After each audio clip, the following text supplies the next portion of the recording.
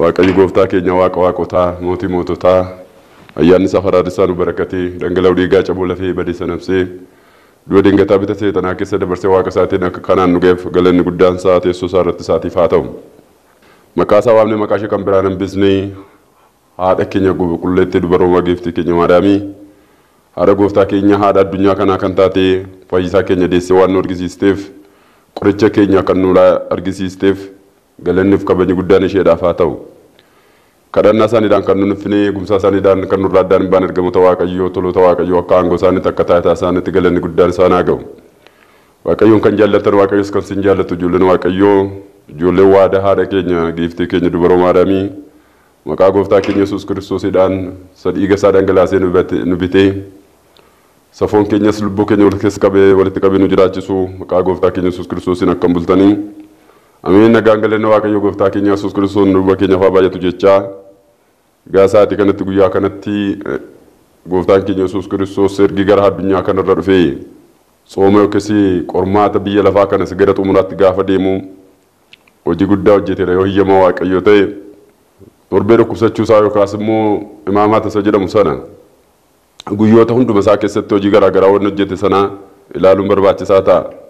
Egaa akkuma beekamu akkuma seera manni kiristaanaa keenya ajaju akkuma dubbiin isaas immoo taatee guyyaa guyyaadhaan yeroo yeroodhaan sa'aatii sa'aatiidhaan wanta garaagaraaf dinqisiisaa ajaa'ibsiisaa guddaa wanta manni akkuma hojjetu gaa guyyaa imaamaatiin galu kana hojjedhee yookiis immoo dafinoo yookaas wixata sana hojjennu sana wanta inni hojjetu ilaaluun barbaachisaa ta'a.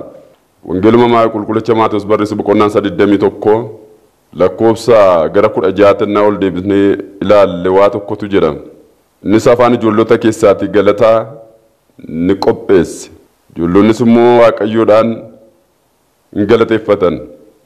Yeroo sanatti warri mana qulqullummaa yookiis Yerusaalem keessa Israa'el keessa warri jiraatan sun hin dhageessu waan ijoolleen kun afaan isaaniitiin dubbatan jedhanii Kiristoos hin gaafatan. Silaa kan ofii isaaniif hojjechuun irra ture yeroo ijoolleen hojjettu. Daa'imman kan isaan hojjechuun malaa waaqa isaanii galateeffachuun kan ture kan umuriin lakkaa'ame umurii guddaa kan qaban. Isaan baga umurii kana nu laatte jedhanii galateeffachuun kan isaan irra ture hafee ijoollonni garuu ammuma jedhanii amma yeroo isaan afaan isaanii saaqqatanii Hosaanaa yaa ilma Daawit jedhanii yeroo isaan faarfatan wanna ijoolleen kun dubbattuu hin dhageessu jedhanii isa gaafatan. Yeroo kanatti Daawitiidhaan wanta dubbate isin hin dubbisneetiin jedhe. Afaan daa'imaa keessaa galatanii qopheessa ijoollonnis afaan isaanii waaqa baasanii ni galateeffatu jedhamu sasa jedhu sana hin dubbanne jedhanii Biitaaniyaa keessatti isaanitti deebise. Silaa galata kan dhiyeessuun irra ture ulfina waaqayyoo mul'isuun kan irra ture waggaa hedduu kan lakkaa jiraatan waggaa 50 60 hanga 80 warri jiraatan isaanis son yaada isaanii garaan isaanii gara biraatti qabamu ijoolleen yeroo isaan afaan isaanii baatanii waaqa isaanii galateeffatan dhagaaniitu maa galateeffatti ijoolleen kun waaqayyoon maa misa saaddi maa ol maqaa isaa ol qabdi ol maa isa kaaste aangoo isaa maa mul'iste jedhanii gaafa afaan irratti kakaan wanta ijoolleen kun dubbattu dhageessu jedhanii dhaqanii isa gaafatan. Afaan ijoollee sana akka isaa qabee dubbatu kan taasise isaadha. Afaan ijoollee sana keessaatti galata guddaan galata waaqatti tolu. Aarsaan galataa akka inni afaan ijoollota keessaa bahu kan qopheesse isaadha. Isaan garuu waan isaan dubbatan hin dhageessu jedhanii isa gaafatan. Isin waan tokko hin dubbisnee wanti tokko gaariin sirraan jiru jedhe. Eega kana ta'ee booddee gara Biitaaniyaa dabulee booddee ganama ka'ee gara magaalaa tokkotti adeeme. Utuu gara magaalaa tokkotti adeemuutu karaa irra deemaa jiruuti muka balas kan jedhamu karaa irratti arge gooftaan keenya Yesuus Kiristoos. Hin bule malee waa nyaatee hin bullee hin bule malee maaliif akka inni bule namni isa gaafate hin jiru. Yeroo kanatti muka kana ilaale yeroo muka kana ilaalu baalli isaa baay'ee namatti tola. Wanni baala qabu firii qabaachuu dhiisuu danda'a.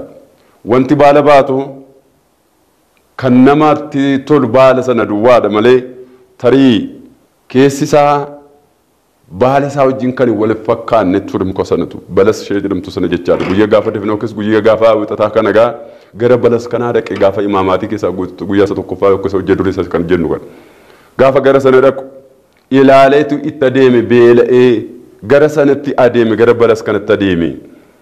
Eenyu gooftaan keenya Yesuus Kiristoos eenyu wajjin barattoota isaa wajjiniidhaan namni beelee gara mukaatti adeemu tun taan namni beelee gara mukaatti beela baa'u tun taan namni beelee gara namaatti adeema gara mana namaatti adeema gara mana namaa dhaqee wanta nyaatamu wanta dhugamu dhaqee gaafata. Mukarra yoo jiraate wanti jedhamee amma nyaatamee beela nama baasu jiraachuu danda'a jiraachuu dhiisuu danda'a. Baala isaa ilaaletu gara balas kanatti adeeme. Nama bira deemee gara balas kanatti adeeme. Gooftaan keenya Yesuus Kiristoos beela kana yeroo beela'ee madaqee nyaati beela isaa sana ba'uudhaaf miti. Muka kanatu baala baata malee firii hin qabu. Baala isaa bareeda malee ija bareedaa ofirratti hin qabu. Bakkee isaa keessa bareedaadha malee kan keessa isaa keessa baala isaa keessa dhokatee kan namatti bareedu tokko hin jiru. Yogguu kanatti gooftaan keenya Yesuus Kiristoos balas kana bira gaafa ga'u ija irraa dhabe. Waan nyaatu irraa dhabe. Bakkee isaatti tole bakkee isaatti namatti tola malee keessi isaa waan namatti tolu hin jiru. Isa ijaan argamu malee inni ijaan hin argamne waan keessa isaatti namatti tolu hin jiru. Yeroo kanatti gooftaan keenya Yesuus Kiristoos guyyee gaafa jedhu reekis gaafa definoo kana wixataa kana balas kana dhaabatee ilaalee ija hin qabdu. Ija hin qabdu wanta dha bara baraan iji sirraa hin argamin. Bara baraan iji sirraa hin argamin jedhee abaare. Laala iji sirraa hin argamin baala bichaa baala kee bichaa bakkee kee bichaa kan namatti toltu. Baalli kan inni bareeduun irra jiru yoo ija faayidaa laatu ija bu'aa buusu yoo qopheessuu danda'a ta'e baalli sun bareeda. Ati garuu baaluma bichaadhaan bareeda wanta ta'eedhaaf bara baraadhaan iji waan tokko waan sirraa namni aarti galfatu kan namni sirraa nyaatee beelatti ba'u sirraa hin argamne ittiin jedhe. Tuunni kan afaan isaa keessaa dubbachaa jiru yeroo sanatti balas achuma dhaabattee bakka talma sanatti godde hin goge. Laalaa edda goge jechuun baalli sun immoo irraa harca'e jecha. Yeroo kanatti barattoonni Kiristoos dhaabbatanii ilaalanii wanna tokko icciita tokko raawwate Kiristoos. Utuun afaan isaa keessaa dubbachaa jiru muki mana ga'u muki baalli isaa namatti tolu dameen isaa muki isaa kan namatti tolu kan firii hin qabne. Utuun afaan isaa keessaa dubbachaa jiru battaluma sanatti muki sun goggee barattoonni Kiristoos kan jedhanii dinqisiifatan. Utuun afaan isaa keessaa baasee dubbatee hin fixin muki goddi maal kun raajiin akkasii jedhanii raajeffatan. Kiristoos barattoota isaa waa tokko ittiin barsiisuudhaaf yeroo sana. Gara bala sanas kana inni fudhatee dhaqe gara muka firii hin qabne baala malee kan hin qabne kan baala bichaadhaan kan bareedde kana kan inni barattoota isaa fudhatee dhaqe waa tokko isaanitti amansiisuudhaaf isaanitti jajjabeessuudhaaf yagguu kana tutuuta afaan kee keessaa baastee dubbattee hin fixin muki kun goddi maal dinqisiisan akkasittiin jedhe. Rakkoonatti deebisee akkasittiin jedhe Kiristoos barattoota isaatiin. Raajeffatinaa kan dinqisiifatinaa anni muka kana afaan kootiin gosse afaan koo keessaa baaseete muka firii hin qabne muka baala malee firii hin qabne. Keessi ishee namatti hin tolle bakkee ishee malee kan gatii hin qabne kana akkuma kan hojjete ani muka kanan amma afaan koo keessaa baasee murtii irratti murteesse isin immoo kana caalaa hojjechuu dandeessu. Ani muka ishee kana irrattanii dinqii hojjete isin immoo garuu tulluu gamaa kana irratti dinqii hojjechuu dandeessu ittiin jedhu barattoota isaa. Ani muka kanan gosse isin immoo tulluu kana samma kana ga'u kana kaastanii tulluutu caala muka kana. Tulluutu caala muka kana caalaa kan guddattu tulluu kanaadha. Yagguu kanatti isin immoo tulluma kana kaastanii akka barbaadanitti ajajjanii bishaan keessa buusuu dandeessu. Iddoo isaatti jijjiiruu dandeessu. Sakan kootiitiin dinqisiifatina namni anatti amane amantii barbaachisa wantichi malee amantiidhaan godhamuu danda'a amarraan kanatti muka kana gosuun koo raajii isinitti hin fakkaatin isaanitti jedha. Isin immoo tulluu kana kaasuu dandeessu. Tulluu fuula keessan dura jiru kana kaastanii bishaan keessa kaa'uu dandeessu. Iddoo isaatti jijjiiruu dandeessu jedhe barattoota isaatiin Kiristoos. Muka kanaan qabee isaaniin barsiise. Muka baala malee ija hin qabne kanaan. Gara keenyatti yeroo deebinu muki kun bakkee isaa irratti bareedaadha. Balas kun bakkee isaa irratti bareedaadha. Baala isaatu bareedaadha. Utuu akkuma baalli isaa kun bareedu keessi isaa hin bareeda ta'e firii qopheessee taa'a. Akkuma bakkeen isaa lalisee nama hawwatu akkuma bakkeen isaa namatti bareedu keessa isaa keessaati immoo iji mi'aadhaaf firii gaariin jira utuu ta'e Kiristoos bara irraa nyaateetu muka kanarraa nyaadhaa jedhee barattoota isaatti fakkeenya kan itti kennee darba. Muki kun muka keessi isaa bakkeessaa wal fakkaataadha. Mukis kun dameen isaas bareedaadha, baalli isaas bareedaadha, iji isaas namaaf faayidaa laata jedheetu eebbisee bira darba.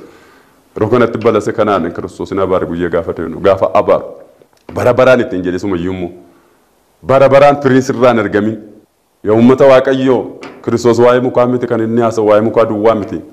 Dhala namaarraatii bara baraadhaan gaariin nurraan dhaga'amu taanaan bara baraadhaan gaariin sirraan dhaga'amin nuun jedhe. Arra afaan keenya keessaa wanti nuyi baasnu hojii nuti hojjennu dalagnu arra namatti hin bareedu ta'ennaan Waaqayyotti hin bareedu. Arra namni hojiin kee gaariidha jennaan Waaqayyos gaariidha jedha. Arra adeemsi kee sirriidha jennaan nama keenya nama duratti waaqayyo nama duratti adeemsa keenya sirreeffannee taana waaqayyo duratti sirreeffanne namni nu eebbiseera taana waaqayyo nu eebbiseera namni hojiin kee sirriidha nuun jedhee naan waaqayyo hojiin kee sirriidha nuun jedhe waaqayyo nama duratti hojiin kee sirrii miti nuun jedhamne nan baay'een keenya maaliin immoo akka kana jedhamnu hin beekna yagguu kanatti bara baraan ittiin jedhe bara baraan firiin sirraan argame jedhe waaqayyo bara baraan heddii namatti faradee deebisee keessa deebisuu hin danda'u akka inni bara baraan nu eebbisuudhaaf akka inni bara baraadhaan dhala namaa eebbisuudhaaf akka inni bara baraan dhala nama abaaruudha arra yeroonsa yagguu kanatti bara baraan firiin sirraan argame ittiin jedhe abaar afaan isaa keessaa otoo hin baasin muki kun godde arri biyyi lafaa kun waaqayyo afaan isaa keessaa waa tokko dubbateera ta'a na dhaga'uu diddan naaf ajajamuu diddan kabaja koo wallaaltan eddii kabaja koo wallaaltan kabaja walii keessanii sunurraa balleessan jechuu danda'a waaqayyo arra biyyi lafaa kun kabaja walii isaatii hin qabu kabaja waaqayyo hin qabu sodaa waaqayyo hin qabu sodaa namaa hin qabu nama sodaachuun barbaachisaadha nama sodaachuu jechuun maal jechuudha nama sodaachuu jechuun waaqayyoon sodaachuudha namaaf ulfina laachuu jechuun waaqayyo ulfina laachuudha arri dhaloonni biyya lafaa arra yeroo ammaa kana bara kana keessa dhalli namaa fuulduratti firii hin qabu firii bira hin qabu taanaan ija bareedaa hin qabu taanaan waaqayyo duratti ija bareedaa hin qabu rigaa Phaawulos qulqulluu gara warra Xiimotewos isaa lammaffaa boqonnaa 3 irratti akkas jedhe rigaa Phaawulos qulqulluu gara warra Xiimotewos boqonnaa 3 lakkoofsa 1 kaasanii na dubbistan akkas jedhe bara booddee barri hamaan akka inni dhufu beekaa namoonni baay'een yeroo sana ofii isaanii jaallatu baddaa uummata waaqayyo namoonni baay'een yeroo sana ofii isaanii jaallatu ofii isaanii dhadhabu warra gantoota warra kaadii warra arrabsoo jaallatan warra abbaa isaanii haadha isaaniif hin ajajamne warra namarraa dhalate deebisanii kabajan warra sobduu warra inaaffaadhaan afuufaman warra gantoota warra ariifatan waaqayyoorra immoo ofii isaanii kan jaallatan humna waaqayyo warra ganan bara booddee warri kun hin dhufu isaan kun yeroo hundumaa ni baratu qulqulluun keessan jiru yeroo hundumaa ni baratu qulqulluun keessan jiru garuu ulfina waaqayyo irraati goraniiru jarana uummata waaqayyo yeroo ammaa kana keessa firii namatti tolu hin jiru yeroo ammaa kana biyya lafaa irratti yeroon kun barakateedha warra hin ajajamne warra abbaa isaaniif haadha isaaniif hin ajajamne abbaa isaaniif haadha isaaniif hin ajajamne miti abbaa isaaniif haadha isaanii irraa dhalachuun akka sammuu isaanii keessaa bade biratti dubbachuudhaaf maal biratti abbaa isaaniif haadha isaanii biratti maal dubbachuun akka isaan irra jiru kaaduudhaaf ganuudhaaf eenyumaan akka isaan ganan irra jiru namoonni baay'een abbaa isaaniif haadha isaanii kadhaniiru namoonni baay'een abbaa isaaniif haadha isaanii dhiisaniiru yeroo ammaa kana namoonni baay'een yeroo ammaa kana ulfina waaqayyo irraa goraniiru namoonni baay'een yeroo ammaa kana waaqayyoon kabajuu dhiisanii waaqayyoon salphisaniiru namoonni baay'een yeroo ammaa kana waaqayyoodhaan ciiggaasisanii waaqayyoodhaan tuffatanii bara booddee kun hin dhufa barri hamaan kun hin dhufaa jedhe Phaawulos garuu akkasuma jedhe bara Museen barsiisaa ture keessatti Iyyaaneesiif Iyyaanberes kan jedhamu akkuma Museen mormaa turan Museen kan inni barsiisaa ture gara waaqayyootti namni ulfina gaarii argate firii gaariin akka isaan irraa argamuudha kan Museen barsiisu Iyyaaneesiif Iyyaanberes immoo isa Museen mormu Phaawulos akka jedhee dubbata akkuma kana anis Iqooniyoodhaa fi Anxookiyaa keessatti obsa maaliidhaan akkan darbe beekaa obsa akkamiidhaan Anxookiyaa keessatti wangeela Kiristoos akka lallabe sin garuu barnoota koo isa anarraa baratan sana irraa ulfina waaqayyo sana irraanfatinaa jedha Phaawulos warra Xiimotewosiidhaan yeroo barsiisu warra Anxookiyaadhaan akkas jedhee barsiisa isinii barnoota koo isa ulfina waaqayyoo ibsu san isa firii gaarii namatti naqusan ija bareedaa sana namatti naqusan isan irraanfatinaa kan kabaja namaa laatu sana irraanfatinaa kan dubbannaan sana namatti tolu sana irraanfatinaa inni kan eenyu kan waaqayyoodha dubbachuudhaaf naman kaadinaa hin sobinaa isinii barnoota kusa ulfina waaqayyoo isiniif ibsu sana irraanfatinaa jedha Phaawulos akkas jedhee dubbata gara warra Xiimotewos lammaffaa boqonnaa 3 lakkoofsa 1 irraa kaasamee dubbisaa wangeela irraa dubbisaa waa tokko isiniin jedha wangeelli bara kana keessa firii gaarii barbaadama firii namarraatti ciramu firii dubbii dhugaa waaqayyooti firii namarraa argetti gammadu yeroo ammaa kana kan biyya lafaarraa namatti hin gammachiisu kan waaqayyo irraa argamtu nama gammachiisa dubbii waaqayyootu nama gammachiisa jireenya waaqayyoo wajjiniitu nama gammachiisa ulfina waaqayyoo wajjin argatantu nama gammachiisa har'a yeroo baay'ee biyya lafaa kana irratti dhalli namaa eenyumaanuu yoo ta'e eenyumaan dhalli namaa akka ta'e yeroo inni itti raanfateetu dhufe dhalli namaa dhala namaati dhala namaa kana waaqotti dadhabee jiraachisaa jira utuu dhala namaa kana jiraachisaa jiru ta'e waaqayyo aduu guyyaa garaa garaa qoodee isaa kaa'e kana dhala namaaf kaa'e yookiin aduu guyyaa bichaa gochuu danda'a yookiin halkan bichaa gochuu danda'a. Dhalli namaa utuu waaqayyotti dadhabee dhala namaa kana jiraachisaa jiru qilleensa isaa daqiiqaadhaan jijjiiree dhala namaaf utuu inni kennee jiraachisaa jiru. Dhalli namaa garuu dhalli namaa maal akka ta'e wallaalaa jiru. Dhalli namaa dhala namaati. Isin isaan irraa baratan isa ulfina waaqayyoo ibsu sana hin irraanfatinaa jedhe Phaawulos. Warra Anxookiyaadhaan hin irraanfatinaa irraa keessan jedhe. Isa firii isinii kennu, isa hojii gaarii isinii kennu sana, isa waan bareedaa sana isinii kennu sana isa hin irraanfatinaa jedhe Phaawulos. Phaawulos akkas jedhe. Har'a dhalli namaa kun maaltu akka nurraa ciramaa jiru? Dhala namaa irra muka miti kan barbaadamaa jiru, mukarraa miti kan risoosee kan inni firii cirachuu barbaadaa jiru. Dhala namaa kanarraa firii barbaada. Barattoota isaatti tokko kennee hanga dhibbaatti firiin sinirraa barbaada bu'aa mi'aa isayyuu. Firii mi'aa akkas jechuun maal jedha? Isin qofaa keessan barattanii nama 999 buustanii ofitti dabaltanii lakkaa'amtanii nama 100 ta'anii firii gaarii sinirraa ciramutu irra jira. Har'a dhalli namaa garuu wanta gaddisiisaa wanta jibbisiisaa hojjeta. Dhalli namaa akka inni dhala namaatiin irraanfatinaa. Waan barbaadan hojjedhaa bakka kam jiraadhaa? Aangoo kamiin qabaadhaa? Taayitaa kamiin qabaadhaa? Dhalli namaa akka inni dhala namaatiin irraanfatinaa. Dhalli namaa ulfina akka inni qabu irraanfatinaa. Dhala namaa kana kan jiraachisaa jiru addunyaa kana kan qilleensaan guute aduudhaan kan ifaan guute Waaqayyoodha. Aduu guyyaa tokko dhalli namaa mandara tokko baasuu hin danda'u. Dhalli namaa qilleensa guyyaa tokko dhala namaaf qilleensee oolchuu hin danda'u. Daqiiqaa tokko keessatti qilleensa isaatuu dhaabe warra arra biyya lafaa kana bushan warra arra biyya lafaa irratti taayitaa barbaadan warri biyya lafaa kana irratti aangoodhaaf walajjiisan daqiiqaa tokkotti Kiristoos qilleensa isaa dhaabe isa barbaadu sanatti qilleensoftee jiraachisuu hin dandeessu. Akka dhalli namaa dhala namaatiin irraanfatina. Bara booddeetti jedhe gaa Phaawulos warra akkasitti dhufa warra gantootatu. Warri gantoota jechuun maal jechuudha? Warra ulfina Waaqayyoof kan hin taane hojjetan. Warri dhalli namaa kan dhala namaa ta'e irraanfatan. Jiraachuudhaafis jiraachisuudhaaf dhala namaa beekuun barbaachisaadha uummata Waaqayyoo. Daawit immoo akkas jedha. Faarsaa Daawit boqonnaa 36 lakkoofsa 26 irratti bara baraan jiraachuu yoo barbaadde jedhe. Bara baraan jiraachuu barbaadde. Afaan kee waan namaa irraa hiiki waan gaarii immoo hojjedhu. Bara baraan jiraachuudhaaf. Faarsaa Daawit 36 lakkoofsa 26 irratti bara baraan jiraachuu barbaadde. Yoo bara baraatiin eebbifamee jiraachuu barbaadde afaan kee dabaarraa eegi waan gaarii hojjedhu. Waan bareedaa hojjedhu. Waan qulqulluu hojjedhu. Yoo uummata Waaqayyoo waan gaarii hojjennee nan bara baraan jira. Bara baraan firiin keenya nurraa cirama. Yoo ni duune firiitu nurraa cirama. Waan gaarii yoo dubbanne waan gaarii yoo hojjennu. Ofii beelofne yoo nama nyaachifne. Ofii qullaa taane yoo namatti uwwisne. Ofii dheebonne yoo nama obaasne. Ofii rakkanne nama yoo bilisa baasne. Ofii ari'atamne namaaf immoo boqonnaa yoo laanne bara baraatiin jiraatta. Ofii keen bara baraa jiraachuudhaaf jettee dhala namaa yoo rakkifta taate garuu bara baraan isaattis hin jiraatu. Hin jiraannu biyya lafaa kanarra hin jiraannu. Bakka kam ta'a bakka kam keessa jiraannu. Hojii kamiyyuu hojjennu hojiin biyya lafaa kanarratti hojjennu hundumtaa hojii foon keenyatiin hojjennee dabarru duwwaa. Wanna bara baraan ittiin jiraannu hin qabnu asirratti. Hojii amantis yoo hojjennu yeroodhaaf foon keenyaan isa hojjennu kana dhiisnee gara buuyyootti deemnu. Du'aa ka'umsatti immoo gatii keenya fudhannee kaana malee. Yoo biyya lafaa kana taa'aangoon nuu kenname uummata kana bushina yoo taanes yeroodhaaf bushina yeroo booddee immoo garaa baanii gara biyyoodhaan. Du'aa ka'utti immoo isa hojjenne sana fudhannee kaana. Bara baraan jiraachuudhaaf garuu afaan kee dabaarraa eegi. Afaan jedhe harka keenya miti. Afaanuma kee dubbannaama afaan keeti waan namatti dubbattu eeggadhu jedhe Daawit immoo. Laala. Afaanuma keeti waan namatti dubbattu eeggadhu bara baraan eebbifamuudhaaf jedhe. Faarsaa Daawit 36 lakkoofsa 26. Bara baraan jiraachuudhaaf afaan kee dabaarraa eegi waan gaarii immoo hojjedhu. Waaqayyo qulqulloota isaaf halluu ba'a ijaa ba'a hin beektanis akkanaa jedhe. Yaa uummata Waaqayyo har'a firiin nurraa argamu kan bara baraa ta'utu irra jira.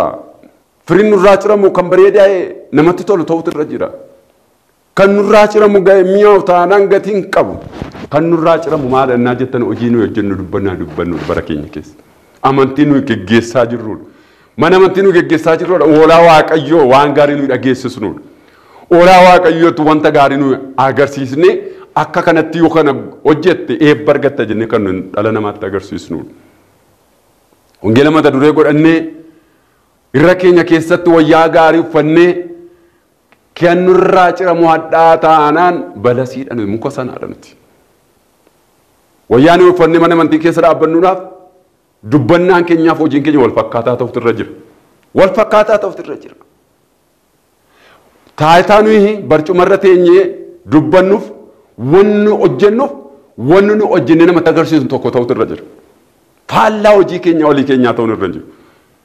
Faallaa ofii keenya waddaa jara kuni laala Museedhaan akkas jedhani. Musee jechuun addunyaa kana irratti yeroo jalqabaa Waaqayyo irraa hiixatee seera dhalli namaa ittiin jiraatu kan fuudhe jecha. Bara Museetii kaasanii amma Kiristoos dhufee dhalatee amma inni dhiiga isaa dhangalasu namoota baratantu waan gaariitti irraatti. Amma miti Museetii kan kenne Museen Kiristoos fuuldura abboommii fuudhee addunyaa kanatti dhalli namaa mootummaa Waaqayyo argachuudhaaf jireenya bara baraa argachuudhaaf Museetii kan kennamedha. Musee isaa kan hanga dhalatu Kiristoositti ilaala. Waggaa sana ilaala. Eddii Kiristoos dhalatee ilaala. Amma kanatti hin baratu garuu waan gaariin isaanirraa argame hin beeku Phaawulos akka dubbate. Musee marraa jalqabanii baratu amma Kiristoos dhufee baratu amma Kiristoos dhufee dhalatetti amma Kiristoos dhufee fannifamutti amma Kiristoos dhufee du'utti hin baratu garuu waan gaariin isaanirraa argamu. Arra bara keenya akkas ta'eera. Bara baay'ee lakkoofsitanii mana amantii keessa waan gaarii hojjechuudhaaf namni qixxa kaminnaa jiraate bakka kaminnaa jiraate irraa utuma mana amantii keessa dhaqee hin lixin mana amantii keessatti hin eebbifamin biyya lafaa irratti hojii hojjechaa jiru tokkollee hin jiru. Mana amantii isaa kamiyyuu immoo waan gaarii kan nuti hojjetu kadhatee fi eebbisee isa guddiseeti gara hojiitti sababbaas baratee hojii garaagaraa akka inni bobba'u waan garaagaraa akka inni hojjetudha mana amantii eebbistee gadi sadiis garuu mana amantii eebbi keessaa eebbifamee ba'ee irra ija gaariitti irraa dhime dhala namaarra waan nurraa cirataa jiru hin jiru Kiristoos nyaatu afaan keenya irraati dubbina afaan keenya keessaa ba'u yeroo ammaa kan dalagnu iji kisirraa argamu nyaatamu nuun jechaa jira bara kana keessa Kiristoos firiin keenya nyaatamu hadhaan jibbisiisaadha. Ofii keedhaan deebitee ofii kee faallaa ofii keetii jiraatta. Gaarii lallabda hamaa hojjetta. Dhugaa lallabda soba hojjetta. Qulqullummaa lallabda xuriidhaan guutamteetta. Firiin sirraa argamu hadhaa jibbisiisaadha nuun jechaa jira biyya lafaa kana irratti. Nama baay'een akka jireenya akkasii keessa jiraanna. Irraa keessaa ba'aa firii nurra argamu firii bareedaa ta'utu irra jira. Iji nurra argamu kan Kiristoos nyaatee beelatti bahaa ta'u. Faaruun keenya, kadhannaan keenya, tajaajilli keenya, hangoon keenya, taayitaan keenya kan Kiristoos dhufee ilaale nimmi nyaa jedhee nurraa nyaatu ta'utu irra jira. Ta'uu baannaan gatii hin qabu. Bara baraanis biyya lafaa kana irra hin jiraannu. Bara baraan mana Waaqayyoo mootummaa Waaqayyoo keessa jiraanna malee. Waa tokko beekuun barbaachisaadha. Raajicha Ermiyaas akkas jedha boqonnaan isaa 16. Boqonnaan isaa 16 lakkoofsa tokkorraa kaasee akkas jedha Ermiyaas. Sagaleen Waaqayyoo akkas kan jedhu gara koo dhufee jedha. Sagaleen Waaqayyoo kan akkas jedhutu gara koo dhufe. Lafa kanatti haadha manaan fuudhin ijoollee dhiiraas dubartootas nama kamiinis hin dhashin. Laala. Ermiyaas akkas jedhee dubbata. Sagaleen Waaqayyoo kan akkas jedhutu gara koo dhufe. Lafa kana irratti bakka amma jirtu kana irratti haadha manaa hin fuudhin ijoollee dhiiraas ijoollee dubartootaas hin godhatin. Waaqayyo lafa kanaa nama lafa kana irratti dhalatu bakka abaaramaa kanatti nama dhalatu hunduma isaa jibbeera. Raajicha Ermiyaas boqonnaan isaa 16 lakkoofsa tokkorraa kaasaa dubbisaa. Lafa kana irratti lafa kana jechuun bijjechuu miti bara lafa namni waan gaarii hin hojjenne kana keessatti jechuu isaati. Har'a dhalli namaa eessatti akka dhalate maaliif akka dhalate wallaala. Waaqayyo garuu bakka kanatti dhala namaa Ermiyaasiidhaan bakka kanatti hin fuudhin ijoollee dhiiraas ijoollee dubaraas hin godhatin. Bara abaaramaa lafa abaaramaa kana keessatti yeroo kanatti ijoollee warri dhahamaa kana keessatti dhalatan hundumti isaaniis immoo dargaan ni du'uuftiin jedhachuma. Raajii Ermiyaas boqonnaan isaa 16 lakkoofsa gara 3 irratti gadi seettanii na dubbistan maal jedha. Namoonni dhiirris dubartoonnis lafa akkasii kana irratti dhalatan isaanis hamaadhaan dhalatan hamaama sanaadhaan du'u. Waan facaase amma dhalli nama. Hamaama sanaadhaan du'u nama jeeftennaan nama si ajjeesa. Cubbuudhaan dhala namaa miiteennaa cubbuma si eeggata. Dhala namaa hin miidhinaa.